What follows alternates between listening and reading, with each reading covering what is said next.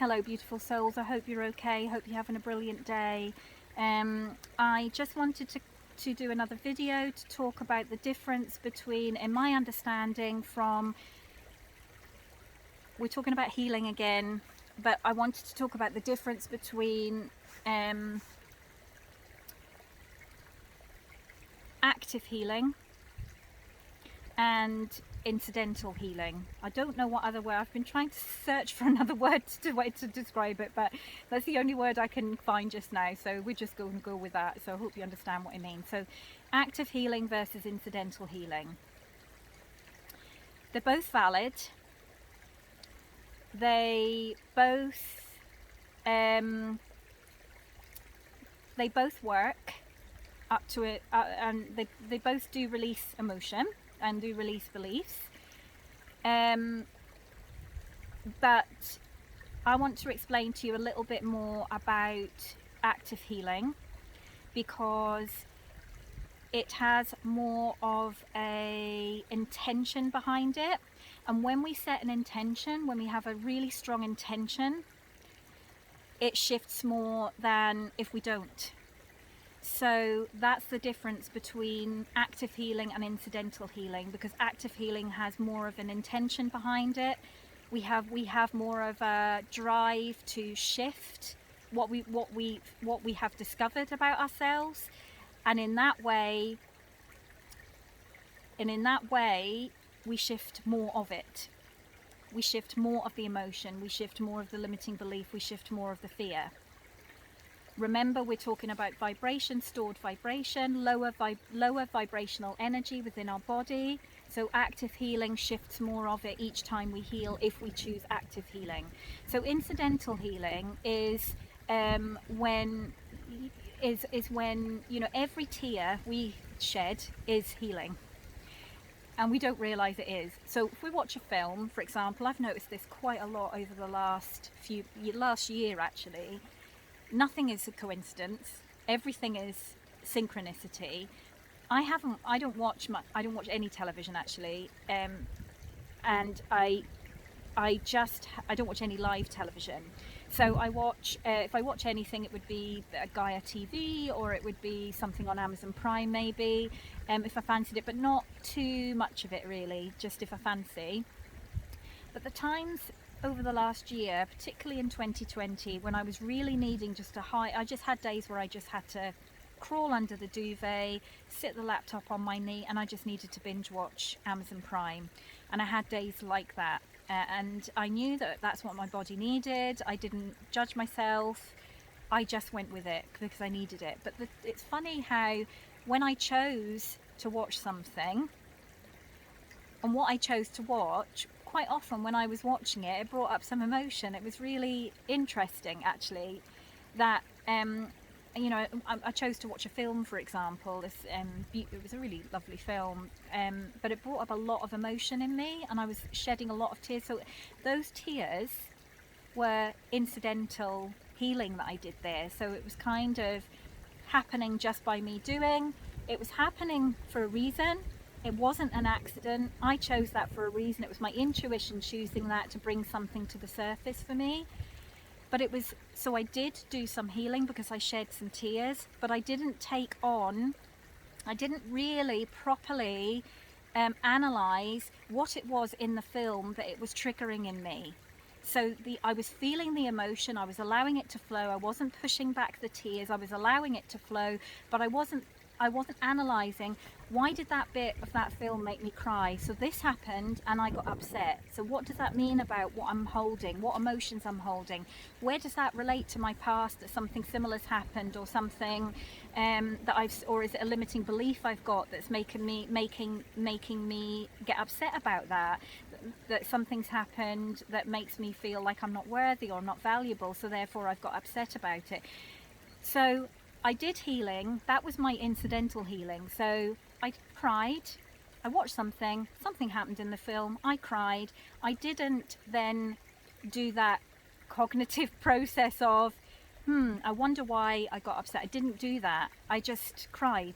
I allowed myself to cry, got the emotion out. So that is me doing some incidental healing, happening in the moment as things occur, allowing some things to come to the surface, to be felt and to be released, not really knowing what they are, not really knowing what they triggered from the past, but I allowed them to flow. But I didn't analyze what it was. I didn't feel into what's that trying to tell me. What's the emotion, for example? What's the emotion I'm feeling? Is it shame? Is it guilt? Is it sadness? Is it rejection? What's the emotion? And then what does that mean about a past experience? What's coming to my mind? What's it making me think of? So that is where I do incidental healing, and I do incidental healing. Things do come up, and then I don't follow it up with an active intention. But I find that my most powerful healing is my active healing. So my active healing is when I'm triggered by something. So something will happen and I'll go, oh, that's really triggered an emotion, and I will stop and I will feel into what's the emotion. What was it about that situation? What did that person do or say that really triggered that emotion? So what was it that they were doing? Were they being selfish? Were they presenting with a core value that was completely different to mine, that I didn't realize that we had a difference in? Was it that it triggered a rejection? So I feel into it and see what it triggers, and then try and feel into what that means about what past experiences I may have had where I had felt that, so that I can release it. And then I would do an energy healing, or I would do a hypnosis off YouTube for it, or I would do a meditation for it. I'm now calling my guides in and my angels to do energy work, to release things for me, help me to release things. I might do tapping. There are lots of things that we can use to help move through these and shift these lower vibrational states that are stored within us. But the active healing, because when you decide, okay, so I've been triggered, that's my responsibility, I want to move past this now, I don't want to feel like this, I don't want to be triggered by this same thing anymore, I want to set the intention that I want change, I want transformation, I want things to feel different in here, and I want to be more led by here. So what you're then doing is, the intention that you set is powerful, and you will shift more of the lower vibrational state. So if we're going to go back to the example of the tennis ball sized piece of lower vibrational energy that gets removed, incidental healing might move a marble sized piece, active healing might move the tennis ball sized piece, because you are setting the really strong intention to do that. You're saying to the universe, to your guides, to your angels, I'm done with this now. I don't want to carry on in these cycles anymore. I know that that's not who I am. I know my limiting beliefs, I know my fears, I know my stored emotions are not who I am, and I want to move past this. And by setting that intention, it is so powerful and shifts so much more vibration. You move so much quicker through your healing process.